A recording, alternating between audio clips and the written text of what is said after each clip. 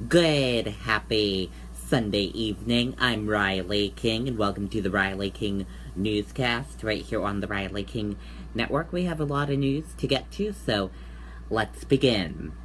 First, we begin with the breaking news and top story of the news of the day.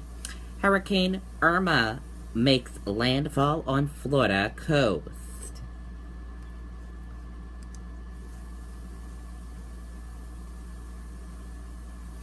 After blowing through the Caribbean and Keys, Category 3 Hurricane Irma has made landfall in the Gulf Coast with life-threatening winds and storm surge. At 4:50 p.m., statewide power outages.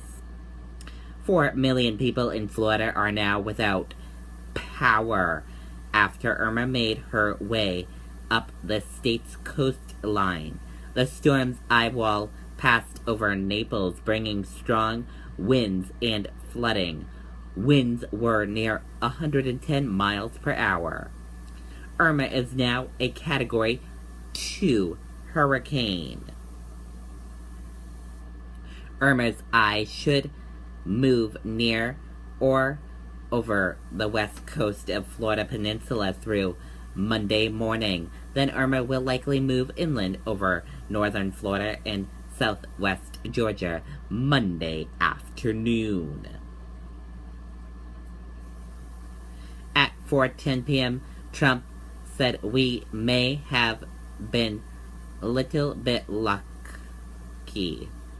President Donald Trump spoke briefly outside of the White House, saying we may have been a little bit lucky in that Irma hit on the west. It may not have been quite as destructive, he said, but we're going to see. It's going to play out over the next 5 to 6 hours. He expressed confidence in officials' preparation for the storm and said would be visiting Florida soon. 4 p.m. closing in on Naples. Irma is beginning its curfew up the west coast of Florida with the eye just 10 miles southeast of Naples. It made landfall less than an hour and a half on Marco Islands. And that's the latest on Irma making landfall there.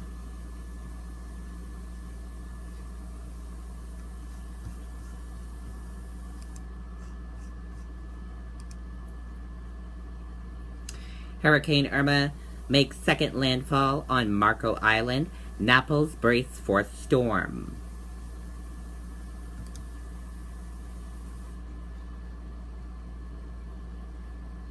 Hurricane Irma made its second landfall on Marco Island on southwest Florida coast just this afternoon with 115 mile per hour winds after battling the Florida Keys earlier today.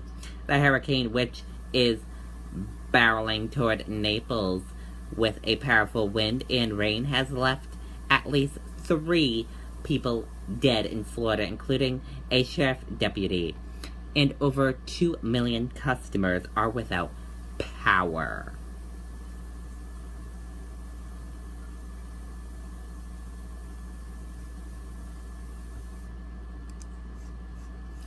And now, news around New Hampshire, Boston, and Maine.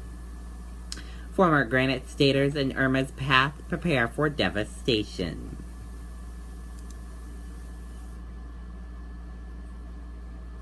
People with ties to New Hampshire are among those hunkering down in Florida as Hurricane Irma approaches, while others are looking for help after the devastating storm tore across islands in the Caribbean. Sharon Angeli, who used to live in Manchester, said she is bracing for the storm in Lake Worth, Florida. She described the mood in southern Florida as tense.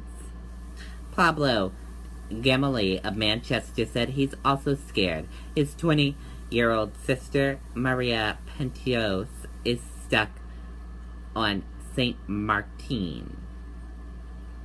Pentios and her fiance are okay, but Gamliel said she told him that the island looks like something from a disaster movie. He said his sister also has chronic health issues related to colon cancer that she has been dealing with since she was 15. On top of that, another Hurricane Joe is headed toward the island. He said his grandmother is in Miami, but she is safe and is staying with family. He said he's reaching out to New Hampshire congressional delegation for help for his sister.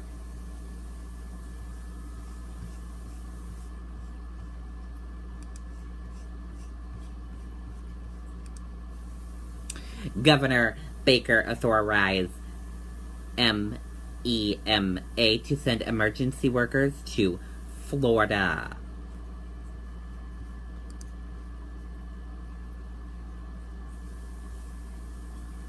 Emergency management officials are being sent down to Florida to help with Hurricane Irma relief efforts.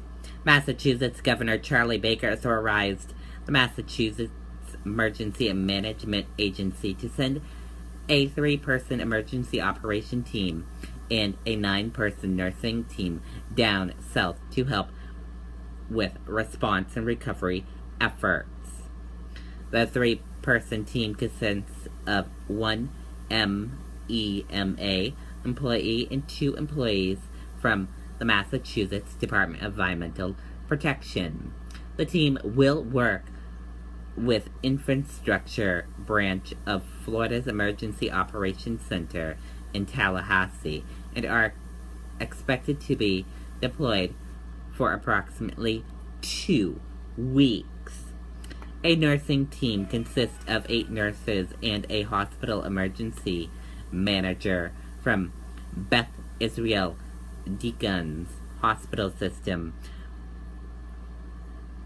The team will depart Monday and are expected to be deployed for 2 weeks as well. If you would like to help Florida efforts in Florida, visit WCBB/Irma to donate.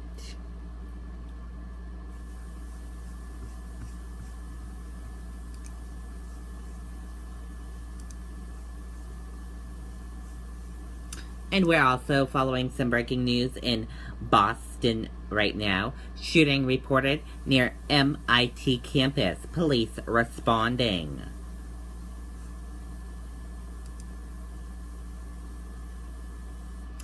Police are responding to a report of a shooting near the campus of Massachusetts Institute of Technology. MIT police tweeted Sunday that the shooting was reported at 200 Technology Square. Authorities are asking people to stay clear of the area. If you are nearby, police ask you to shelter indoors. This is a developing story. Stay with us for the latest updates as we get more information into our newsroom.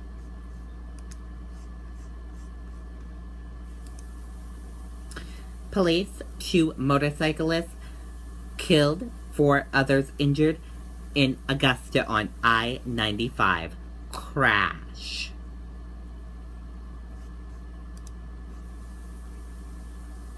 State police said 2 people were killed and 4 others were injured Sunday in a crash on Interstate 95 between 4 motorcycles and a pickup truck. It happened in the northbound lanes between exits 112 and 113 in Augusta just after noon. Police said 1 motorcyclist died at the scene and the second motorcyclist died later at a nearby hospital. Police said a third and fourth motorcyclist plus 2 passengers in a pickup truck were all taken to the hospital for non-life-threatening injuries. The bikers involved were among several thousand motorcyclists taking part in the annual United Bikes of Maine Toy Run, which benefits the Toys for Tots program. The event route kicks off from the Augusta Civic Center and ends at the Windsor Fairgrounds. Police said all participants were detoured off the official route at the time of the crash, which shut down the northbound lanes for more than 2 hours. Police said one lane reopened just after 2 p.m., while the others are expected to reopen by 3:30 p.m. Police are withholding the victim's identity until next of kin has been notified. The cause of the crash remains under investigation. And that is it for the Riley King Newscast right here on the Riley King Network. I hope you all have a great rest of your Sunday evening. I'll see you back here with more news tomorrow. Good night, everyone. Bye.